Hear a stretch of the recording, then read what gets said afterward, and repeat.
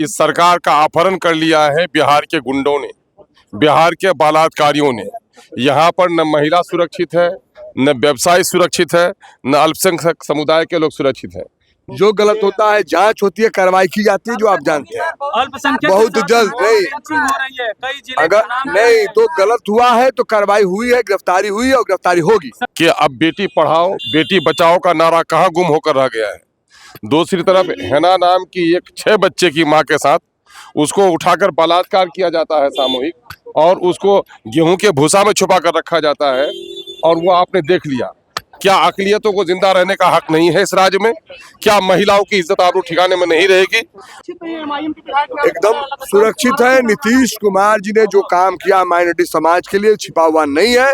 जो गलत करता है उस पर कार्रवाई की जाती है। ये सरकार पूरे तौर पर कहीं न कहीं बलात्कारियों को संरक्षण देने वाली, कहीं न कहीं से लुटेरों को संरक्षण देने वाली और अकलियतों पर जुर्म ढाने वालों को छूट देने वाली सरकार बनकर रह गई। सर, नीट छात्रा के मामले में कल प्रेस कॉन्फ्रेंस था, सवाल का जवाब नहीं करके चले गए। ये सरकार पूरे तौर पर अगवा हो गई है। इस सरकार का अपहरण कर लिया है बिहार के गुंडों ने, बिहार के बलात्कारियों ने।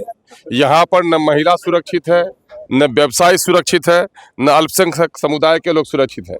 नीट के छात्रा के साथ जो हुआ है दिन दहाड़े, उसकी सारी सच्चाई आपके सामने में आ गई है कि अब बेटी पढ़ाओ बेटी बचाओ का नारा कहाँ गुम होकर रह गया है।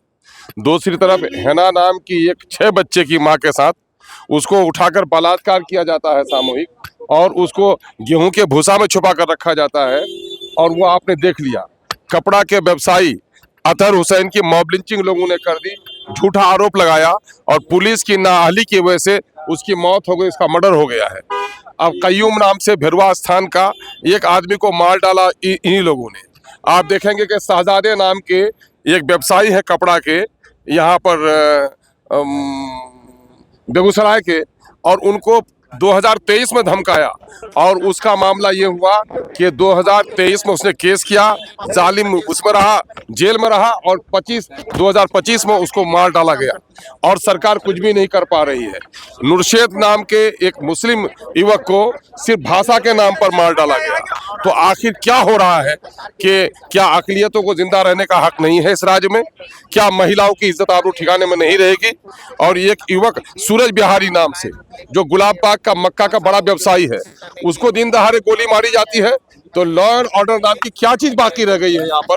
यह सरकार पूरे तौर पर कहीं न कहीं बलात्कारियों को संरक्षण देने वाली, कहीं न कहीं से लुटेरों को संरक्षण देने वाली और अकलियतों पर जुर्म ढाने वालों को छूट देने वाली सरकार बनकर रह गई। रूल इमाम दर्जनों ऐसे मामले लाए जिसमें बच्चों की जान गई, अल्पसंख्यक की जान गई है, उसको लेकर मॉब लिंचिंग हो रहा है। जो भी हुआ है आप जानते हैं कि हम लोग बराबर कहते हैं, नेता भी कहते रहते हैं कि जहां भी कानून तगड़ा से तगड़ा किस भी कंट्री और स्टेट में बना है, कुछ गड़बड़ लोग होते हैं, गलत करते रहते हैं, लेकिन हमारी सरकार कार्रवाई करती है।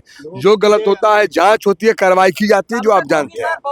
बहुत जल्द नहीं, अगर नहीं तो गलत हुआ है तो कार्रवाई हुई है, गिरफ्तारी हुई है और गिरफ्तारी होगी। सदन के अंदर भी कह रहे आवाज उठाएंगे, आवाज उठाए उनके मन और स्वतंत्र है, जो जहाँ फ्रीडम है, जो जहाँ उठाओ अलग बात है, लेकिन मेरी सरकार काम करती है। जो गलत करता है तो कार्रवाई की जाती है, जेल में जाता है। अब सवाल उठा रहे हैं जिस तरीके से घटना वो तो सवाल उठाते ही रहते हैं। कोई प्रदेश से विकास के मतलब नहीं है।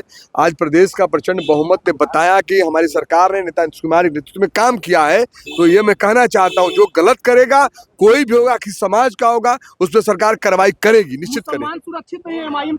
एकदम सुरक्षित है। नीतीश कुमार जी ने जो काम किया माइनॉरिटी समाज के लिए छिपा हुआ नहीं है। जो गलत करता है उस पर कार्रवाई की जाती है, करेगी।